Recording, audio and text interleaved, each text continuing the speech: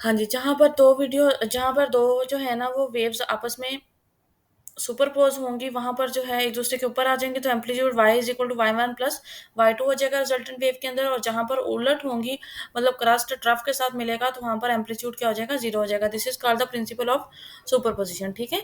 तो इसके लिए जो कंडीशंस हैं, ये यहाँ पर मेंशन है, ये भी आप लोगों ने तैयार कर लेनी है। इंटरफेरेंस क्या होती है, जब 2 बॉडी से एक ही टाइम पे जो है ना वो वेव्स प्रोड्यूस हो रही हों, तो कुछ पॉइंट पे जाके वो सुपरपोज़ करती हैं। जिस तरह से कि पहले सुपरपोज़िशन का पढ़ा, तो इस प्रोसेस को हम इंटरफेरेंस कहते हैं। या आगे सारा कुछ लिखा हुआ है कि इंटरफेरेंस कितने टाइप्स की होती है। अच्छा, अगर डेल्टा एस पाथ डिफरेंस जो है ना कंस्ट्रक्टिव इंटरफेरेंस की लिखी हुई है। अगर इंटेग्रल मल्टीपल लैम्डा का हो तो कंस्ट्रक्टिव इंटरफेरेंस होती है, और अगर half integral multiple 2n+1 odd multiple हो तो हम क्या कहते हैं कि ये कौन सी डिस्ट्रक्टिव इंटरफेरेंस होती है। नेक्स्ट हमारे पास जो है ना वो बीट्स। बीट्स क्या होती हैं?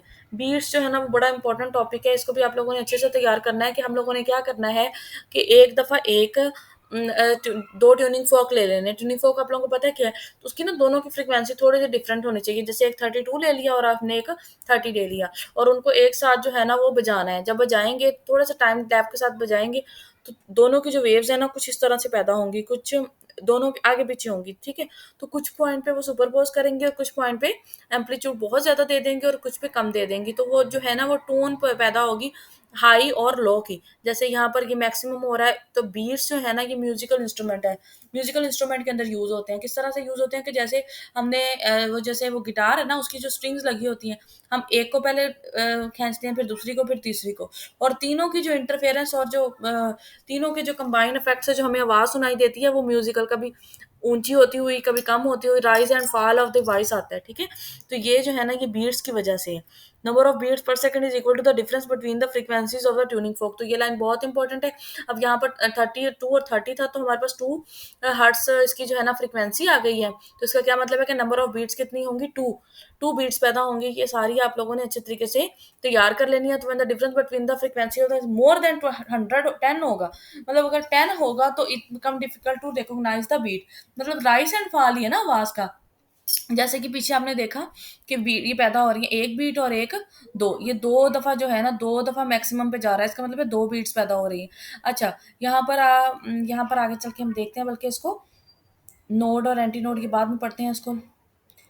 तो ये देखें कि अगर हमारे पास 10 से ज़्यादा आ जाती हैं तो हमें पता ही नहीं चलता, वो इतनी जल्दी-जल्दी प्रोसेस हो रहा होता है कि हमें पता ही नहीं चलता कि कब जो है ना वो मैक्सिमम पे जा रहा है और कब वो जो दोबारा मिनिमम पे आ रहा है। तो इसलिए हम क्या कहते हैं कि 10 से कम लेते हैं। One can use beats to tune string instrument such as a piano और violin by beating a note against a note of non-frequency. The string can be then adjusted to the desired frequency by tightening or loosening it until no beats are heard. अब देखें ना, दो instrument है, दोनों एक सही है और एक खराब है, दोनों की फ्रीक्वेंसी डिफरेंट है, लेकिन हमें दोनों की फ्रीक्वेंसी सेम चाहिए। अब उनकी फ्रीक्वेंसी सेम करने के लिए बीट्स तो नहीं पैदा होनी चाहिए। जब फ्रीक्वेंसी सेम होगी, जब तक फ्रीक्वेंसी डिफरेंट रहेंगी बीट पैदा होती रहेंगी। तो उनके जो ना धागे हैं या उनकी स्ट्रिंग्स हैं उनको लूज या टाइट करके उनको किया जाता है ताकि वो सेट हो जाएं, और जैसे बीट्स ना सुनाई देंगी तो आप लोगों के पास उसकी जो है ना वो सेटिंग हो जाएगी, ठीक है? सॉरी, ये 175 जो के बाद पेज जो है ना 177, रिफ्लेक्शन ऑफ वेव्स, कि जब वेव्स एक वेव को हम पैदा करते हैं और वो जाके जब दूसरे मीडियम से टकराने के बाद वापस जो है ना वो उलट के आ जाती है, इसको हम क्या कहते हैं, रिफ्लेक्शन ऑफ वेव्स। तो ये स्प्रिंग के अंदर है, इसको बस आप लोगों ने रीड आउट कर लेना, बहुत ज़्यादा इसकी जो है ना वो गहराई में नहीं जाना, लेकिन इसके ये एंड पे जो दिया हुआ है ये, और आप लोगों को ये भी पता होना चाहिए कि 180 का फेस शिफ्ट होता है जब वेव वापस आती है। नेक्स्ट बहुत इंपॉर्टेंट है, इससे सॉरी इसके अंदर नोड और एंटी नोड है, पिछले बीट्स के अंदर नहीं है, नो स्टेशनरी वेव्स है। ये जो है ना यहाँ से बहुत ज़्यादा इम्पोर्टेंट है, यहाँ पर कुछ चीज़ें जो है ना वो बच्चों को समझ में नहीं आती। तो मैं ये इसको आपको अच्छे से एक्सप्लेन करती हूँ यहाँ पर कि किस तरह से ये है, क्योंकि मैंने इसको बहुत टाइम लगा के समझा था, पहले मुझे भी नहीं समझ आ रही थी। अच्छा, ये वाली जो फ़िगर है ना, ये आप लोगों ने अच्छे तरीके से तैयार करनी है। कल को इंशाल्लाह आप लोगों को पढ़ाना भी पड़ेगा, तो ये आप लोगों को अच्छे तरीके से आनी चाहिए। ये एक वेव है, ये इस तरह से। अब ये देखना है कि ये वेव इधर को ट्रैवल कर रही है और ये वेव इधर को ट्रैवल कर रही है। जब ये इधर को कर रही है ना, अब देखें तो सिर्फ़ इसका ये वाला पोर्शन आगे को खत्म होगा, तो ये वाला पोर्शन खत्म हो गया। अब ये वाली वेव है, ये इधर को जा रही है, तो जब ये इधर को जाएगी, तो ये इसका कौन-सा पोर्शन खत्म होगा? इधर को जाने की वजह से, इधर को जाने की वजह से देखें ना इसके पीछे भी वेव है, तो इसका ये वाला पोर्शन आएगा इधर, ये देखें ये आ गया, ये आ गया। अब ये वाला जो है ना ये ओमिट हो जाएगा, ये आ गया इस तरह से। इस तरह से मजीद ये t/4 था, उसके बाद जब ये ज्यादा जाएगी तो ये वाला पोर्शन आ जाएगा, तो ये इधर आ गया, ठीक है।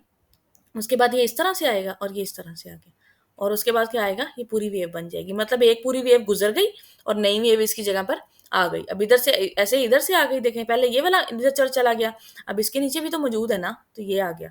अब इसके इसके इस तरह से भी तो मौजूद है ना आगे, तो ये इधर आ गया, और ये जो है ना ये खत्म हो गया, ये वाला जो है ना ये क्रॉस हो गया। समझ आ गई। अब जब ये गुजरती है ना, देखेंगे यहाँ पर तो मैक्सिमम मैक्सिमम है, पॉइंट 1 पे ये भी मैक्सिमम है और ये भी मैक्सिमम है। तो ये हमारे पास 2 पॉइंट पे, ये यहाँ पर 0, ये 1 पॉइंट पे 1, ये यहाँ पे 1 मिनट में इसको रेज कर दूँ, दोबारा बताती हूँ। ये देखें पॉइंट 1 पे भी 0 है और यहाँ पर भी 0 है। तो यहाँ पर 1 पे क्या आया, डिस्प्लेसमेंट 0। अब यहाँ पर ऊपर की तरफ मैक्सिमम है, यहाँ पर भी ऊपर क्रस्ट है, तो क्रस्ट क्रस्ट से मिलकर हम एक पॉइंट दे देंगे पॉइंट 2। यहाँ पर फिर 0 आ गया, तो फिर तो पॉइंट 3 पे क्या आ गया हमारे पास 0। तो ये पॉइंट सी जो है ये ऑलवेज एट रेस्ट पे रहेंगे, और दूसरे जो है ना वो ऑसिलेट करते रहेंगे। अब यहाँ पर क्या सिचुएशन है कि यहाँ पर रेस्ट है, यहाँ पर ऑसिलेशन है, फिर रेस्ट है, फिर ऑसिलेशन है, फिर रेस्ट है, फिर ऑसिलेशन है। मतलब कि दो रेस्ट पॉइंट के दरमियान जो है ना वो मटेरियल ऑसिलेट करता रहेगा एनर्जी। ऐसी वेव्स को हम क्या कहते हैं, स्टेशनरी वेव्स कहते हैं। तो ये स्टेशनरी वेव्स, उम्मीद है कि आप लोगों को समझ आ गई होंगी, ठीक है। अब यहाँ पर इन पॉइंट्स को जो रेस्ट पे होते हैं इनको हम नोड बोलते हैं, और जो रेस्ट पे नहीं होते जो मूव करते हैं उनको एंटी नोड कहते हैं, ठीक है। तो दो जो इनके दरमियान डिस्टेंस है ये बताया हुआ है यहाँ पर, t/λ/4 है या लेमडा है, जो जो डिस्टेंस है ये सारा आप लोगों ने अच्छे तरीके से तैयार कर लेना। मैं इसको रीड आउट नहीं करूंगी, आप लोगों को इसकी समझ आ जानी चाहिए। और एनर्जी जो है वो स्टैंडिंग रहती है बिटवीन 2 रेस्टिंग पॉइंट, ठीक हो गया। इक्विलिब्रियम पोजीशन के दरमियान the energy is Holi kinetic, लेकिन इक्विलिब्रियम पोजीशन के दरमियान जो है ना ये बाउंड रहती है। उसके बाद stationery waves in a stretched string, ये पेपर पॉइंट ऑफ व्यू से बहुत इंपॉर्टेंट है। इसकी भी जो ये है ना, अगर एक लूप पैदा हो रही है तो एल किसके बराबर है, λ1, क्योंकि कि एक ही क्रस्ट है ना। मतलब ये इस तरह से आप समझें कि ये इस तरह से, ये इस तरह से बनी हुई है ना, तो आपको सिर्फ इसको इस तरह से कंसीडर करें कि ये एक दो हाफ वेव है। हाफ वेव का तो फिर अगर ये पूरा हो इस तरह से हो तो इसके दरमियान लैम्डा होता है ना, ये जो डिस्टेंस है ये कितना है, लैम्डा, ये लैम्डा। अगर मैं सिर्फ इतना लूँ तो ये क्या है, λ/2। तो हाफ डिस्टेंस किसके बराबर होता है, λ/2। तो एल कितनी है हमारे पास, λ/2। तो एल ये किसके बराबर आ जाएगा, λ1 इज इक्वल टू 2l। अच्छा, उसके बाद है v is equal to f/m। और ये जब दो इनके दरमियान स्टक किया होता है तो एक एक दफ़ा हम खींचते हैं तो L इज इक्वल टू λ1/2 आता है। ये जो है ना इसको आप लोगों ने इस टॉपिक को पूरा तैयार करना है, इसको बिल्कुल भी छोड़ना नहीं है, ठीक है। इसको अच्छे तरीके से तैयार करना है, ये बहुत हमारे पास इंपॉर्टेंट टॉपिक है। अच्छा, अब हमने λ1 निकाल लिया ना, अब हमने एक्चुअल में इसकी निकालनी है फंडामेंटल फ्रीक्वेंसी, कि एक लूप की फ्रीक्वेंसी कितनी है, दो लूप की। फिर λ1 is the wavelength of the wave setup in this mode. The speed of v of the waves in the string depends upon the tension। F is the tension, यहाँ पर जो F है ये टेंशन है, and ये क्या है, string. तो यहाँ पर v is equal to f/m the mass per unit length. अब यहाँ पर जो मैस है वो किसके बराबर है, mass per unit length of the string is given by v is equal to f/m।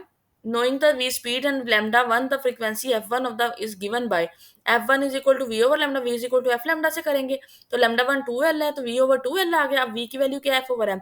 तो यहाँ पर f1 क्या है, फर्स्ट मोड की जो है ना वो फ्रीक्वेंसी आ गई। अब the same string is plugged, ये बहुत ना लेंथी टॉपिक है, इसको मतलब ये चैप्टर भी काफी लेंथी है, लेकिन अगर इसको एक्सप्लेन पूरी तरीके से करने लगे तो बहुत टाइम लग जाएगा, इसलिए मैं आप लोगों को जनरल जनरल चीजें जो है ना वो बता रही हूँ। λ1 हमारे पास आ गया। अब अगर हम करते हैं 2 पॉइंट से प्लग, मतलब अगर दरमियान से करने की बजाय इसको साइड से कर देते हैं तो हमारे पास पूरी एक वेव पैदा हो रही है। अब पूरी एक वेव जो है इसकी पूरी वेवलेंथ कितनी है, λ2 इज इक्वल टू एल, ठीक हो गया। इसी तरह से हम v is equal to f2 ज़रब लैम्डा, f2 ज़रब l आ जाएगा। f2 किसके बराबर आएगा, v/l। अब v हमारे पास किसके बराबर है, तो v/l। अच्छा, अब F1 जो है ना, F2 बराबर है v/l, और v किसके बराबर है, f/√f/m। तो हम इस इक्वेशन को मल्टीप्लाई भी कर देंगे और डिवाइड भी कर देंगे 2 के साथ, तो हमारे पास 1/2 ये F1 की वैल्यू बन जाएगी यहाँ पर 1/2 L f/m। तो 1/2L, तो ये F1 की वैल्यू यहाँ पर हमारे पास आ जाएगी।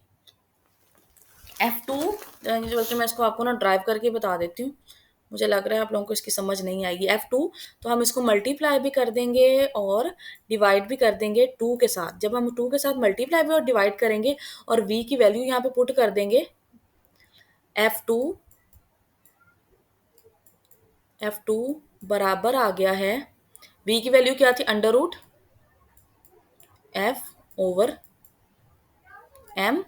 तो ये 2 के साथ जो मल्टीप्लाई किया इसको बाहर लिख लेंगे, इसको ज़रब के साथ लिख देंगे 1/2L। तो ये वाली पूरी चीज़ किसके बराबर है, F1 के। तो F2 किसके बराबर आ गया, 2F1 के। आई होप कि अब आप लोगों को समझ आ गई होगी।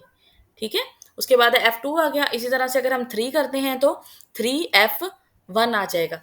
इसी तरह से हमने जनरलाइज कर दिया, F1 is equal to NF1, और लैम्डा n किसके बराबर होगा, 2/n। पहले जब 1 था, देखें जब 1 था तो हमारे पास 2/1 था, फिर उसके बाद लैम्डा आ गया, 2/2 आ गया, और अगर हम ज्यादा करते हैं तो 2/n multiply by L। It is clear as the string vibrates in more loops its frequency goes on increasing and the wavelength gets correspondingly shorter। ये आप लोगों ने अच्छे तरीके से याद कर लेना कि फ्रीक्वेंसी और वेवलेंथ का जो है ना वो इनवर्स रिलेशन है। ठीक हो गया। उसके बाद the above discussion clearly established that the stationary waves have discrete set of frequencies f1 2 f1 3 f1 and up to so on nfn, which is known as harmonic series। क्या कहलाती हैं ये, हार्मोनिक सीरीज कहलाती हैं। और first harmonic the stationery waves can be set up on string only with the frequencies of harmonic series determining by the tension length and mass पर unit length. अब ये जो मास है इसका यूनिट, जो इसका यूनिट जब निकालना है ना, तो ये मास पर यूनिट लेंथ यहाँ पर यूज करना है, अकेला मास यूज नहीं करना। और टेंशन का यूनिट तो फोर्स ही होता है, न्यूटन ही होता है। ठीक है, तो ये भी आप लोगों ने अच्छी तरीके से तैयार कर लेना है, बहुत इंपॉर्टेंट टॉपिक है। उसके बाद stationery waves in air column, जब दोनों साइड पे ओपन होगा या क्लोज होगा तो उसकी हार्मोनिक्स किस तरह से होंगी, ये सारा आप लोगों ने इसको अच्छे से रीड आउट करके करना है। जैसे पहला टॉपिक पढ़ लिया ना, तो इस तरह से आप इसको भी अच्छे तरीके से कर सकते हो, उसी की एप्लीकेशंस है, तो इसकी मैं ज़्यादा डिटेल में नहीं जाऊंगी, बहुत ज़्यादा एक्सप्लेन हो जाएगा। लेकिन ये आप लोगों को पता होना चाहिए बहुत अच्छे तरीके से कि ओपन पाइप के अंदर जो है ना वो कौन सी सील पैदा हो रही है। It is the pipe is close one and open and the close and is node. ये आप लोगों को पता होना चाहिए कि क्लोज एंड पे नोड है या एंटी नोड है। ठीक है, अगर दोनों साइड पे ओपन है तो दोनों साइड पे क्या होगा, एंटी नोड होगा। अगर एक साइड से क्लोज है तो एक साइड पे नोड और दूसरी ओपन साइड पे हमेशा एंटी नोड ही होता है। The pipe is close eight one and and open and the close and is node. हमेशा क्लोज एंड जो है ना वो नोड पे मुश्तमिल होता है। उसके बाद the pipe which is open at both hands is richer in harmonics. अब देखें, जो the pipe that is open, अगर जो क्लोज है ना एक साइड पे, तो उसकी जो आती है n इज इक्वल टू 1 3 5 7, मतलब n इज इक्वल टू 1 होगा या 3 होगा या 5 होगा, मतलब कम फ्रीक्वेंसीज आएंगी। लेकिन अगर हम लेते हैं दोनों साइड पर से ओपन लेते हैं तो F N is equal to N F one. तो एन एन किसके बराबर है, 1 2 3 4 5 सोन, मतलब उसमें सिर्फ ओड हार्मोनिक्स थी और इसमें इंटेग्रल हार्मोनिक्स जो है ना वो प्रोड्यूस होंगी थॉरली। सारी हार्मोनिक्स जो है ना वो मौजूद होंगी, लेकिन दूसरे के अंदर जो एक साइड से, दोनों साइड से ओपन है उसमें ज्यादा होंगी, लेकिन जो एक साइड से क्लोज है उसमें हार्मोनिक्स कम पैदा होंगी। ये बहुत इंपॉर्टेंट है। उसके बाद आ जाता है डॉपलर इफेक्ट। हाँ जी, नेक्स्ट हमारे पास है डॉपलर इफेक्ट। इसमें से भी पेपर में से क्वेश्चन जो है ना वो लाजमी पूछा जाता है। तो ये डॉल्पर ने ये ईजाद किया, तो ये किस लिए, इसकी बस आप लोगों ने ये जो है ना केसेस हैं ये आप लोगों ने अच्छे तरीके से तैयार कर लेने हैं कि एक ऑब्जर्वर है और एक जो है ना वो सोर्स है। ये तो आप लोगों को भी पता होना चाहिए कि जब सोर्स के पास जाता है, जब सोर्स के पास ऑब्जर्वर जाएगा तो उसको आवाज़ की फ्रिक्वेंसी जो है ना वो ज़्यादा सुनाई देगी। तो दोनों की जो है ना वेलोसिटी ऐड हो जाएगी, सोर्स की भी और यू नॉट जो उसकी, अगर यू नॉट जो ऑब्जर्वर मूव कर रहा है यूएस, तो जो है ना वो रेस्ट पे है। लेकिन अगर वो दूर जा रहा है तो क्या होगा, तो फ्रीक्वेंसी वी में से माइनस हो जाएगी, वेलोसिटी ऑफ साउंड में से यू नॉट की वेलोसिटी, तो हमारे पास आवाज़ जो है ना उसको कम सुनाई देगी। ये जिस तरह से फ्रीक्वेंसी की वैल्यू है ना, आप लोगों ने इसकी जो है ना वो उसकी वैल्यू भी तैयार लाजमी करनी है वेवलेंथ की। इसके हिसाब से एफ ए और एफ ए इसकी जगह पे आप पुट कर लेंगे लैम्डा ए ओवर वी, तो दोनों साइड पे ये कैंसिल आउट हो जाएंगे और आप लोगों ने लैम्डा की वैल्यू निकाल लेनी है। तो ये अच्छे तरीके से निकाल लेनी है। मुझे उम्मीद है कि समझ आ गई होगी, अगर नहीं भी समझ आती तो ये देखें, lambda is equal to V over F. अच्छा, तो यहाँ पर जो F A over lambda A over V और एफ ओवर वी वी से कैंसिल हो जाएगा, तो लैम्डा ए की फॉर्म में जो है ना इक्वेशन आ जाएगी और ये ऊपर नीचे से जो है ना वो उलट हो जाएगा, क्योंकि एफ बराबर होता है वी ओवर लैम्डा, तो हमने लैम्डा के फॉर्म में निकालना है, तो ये इक्वेशन जो है ना वो ऊपर डिनोमिनेटर डिनोमिनेटर बन जाएगा, न्यूमरेटर डिनोमिनेटर बन जाएगा। ठीक हो गया। ये एफ ए है, ये फ्रीक्वेंसी है जब आवाज़ की, जब वो ऑब्जर्वर पास आ रहा हो और जब दूर जा रहा हो तो ये इस तरह से चेंज हो जाएगा। एफ बी बराबर है दिस, और उसके बाद है लैम्डा। अगर सोर्स भी मूव करना शुरू कर दिया, ऑब्जर्वर रेस्ट पे है और सोर्स मूव कर रहा है, तो तब ये वैल्यू क्या होगी, जिस तरह से इन्होंने दी ही लैम्डा की फॉर्म में है। ठीक है, तो ये भी आप लोगों ने अच्छे तरीके से तैयार कर लेनी है। ये दोनों चीज़ें आप लोगों को पता होना चाहिए, और कब आवाज़ तेज़ होती है और कब आवाज़ जो है ना वो कम होती है। Application of Doppler effect very very important. इसमें से ये सोनार किसका एब्रीवेशन है, किसके लिए, acromion sound navigation and ranging. इसके बाद यहाँ से आ जाता है कि जब स्टार जो है ना वो यहाँ पर दूर जा रहा है तो उसकी कौन सी वेवलेंथ शिफ्ट देगा, और यहाँ पर ये लिखा हुआ है Doppler detection relies upon the submarine को कंट्रोल करने के लिए। ये पेपर में जो है ना डॉपलर इफेक्ट में से या इधर से क्वेश्चन पूछा जाता है, या इसके ये जो है एप्लीकेशंस में से पूछा जाता है स्टार्स के बारे में। हाँ, ये रहा स्टार्स के wavelength light emitted by the stars are shorter if the star had been at rest, if the spectrum is shifted towards the shorter wavelength, the blue end of the spectrum. तो ये चीज़ें आप लोगों ने अच्छे से तैयार करनी है। जब स्टार रेस्ट पे है तो ब्लू एंड की तरफ जाएगा और ब्लू स्पेक्ट्रम होगा, और वेवलेंथ क्या होगी, शॉर्ट होगी। और अगर स्टार मूव कर रहा है तो star moving toward the earth shows a blue shift, और the end blue end of the spectrum बिल्कुल बिल्कुल एंड पे चला जाएगा। ठीक हो गया। और लेबोरेटरी सोर्सेज के अंदर किस लिए यूज़ किए जाते हैं, ये सारा आप लोगों ने अच्छे तरीके से, इसमें से जितने भी एमसीक्यूज बनते हैं वो आप लोगों ने रीड आउट कर लेने। कुछ मैंने बता दिए हैं, ये भी है। उसके बाद एक्यूस्टिकल इको क्या होती है, ये किसके लिए यूज़ की जाती है, और सबमरीन के लिए सारी चीज़ें आप लोगों ने। अच्छा, उसके बाद है bat navigates and found by echo location, और ये अल्ट्रासोनिक के जो है ना वो प्रिंसिपल पे वर्क करती है, जो बैट्स हैं। ठीक है। हाँ, ये लिखा हुआ स्टार्स मूविंग अवे जब आ रहा होगा तो रेड शिफ्ट की तरफ जो है ना वो शिफ्ट हो जाएगा। Another important Doppler shift using electromagnetic waves is the radar speed trap. तो ये भी आप लोगों को पता होना चाहिए, इस कैलकुलेट किस तरह से कैलकुलेट की जाती है।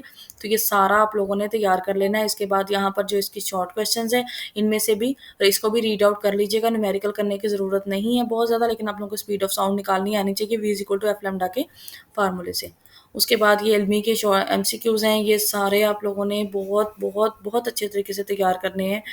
ये फिर से मैं बता रही हूँ कि यहाँ पर एक शॉर्ट एमसीक्यूज है जो पहले भी 9th क्लास में भी था, वो इस के अंदर भी मौजूद है। वो बहुत बहुत इम्पॉर्टेंट है, पीपीएससी में बार बार ये पूछा जाता है। ठीक है, यहाँ पर भी मैं आपको लोगों को मार्क करवा रही हूँ।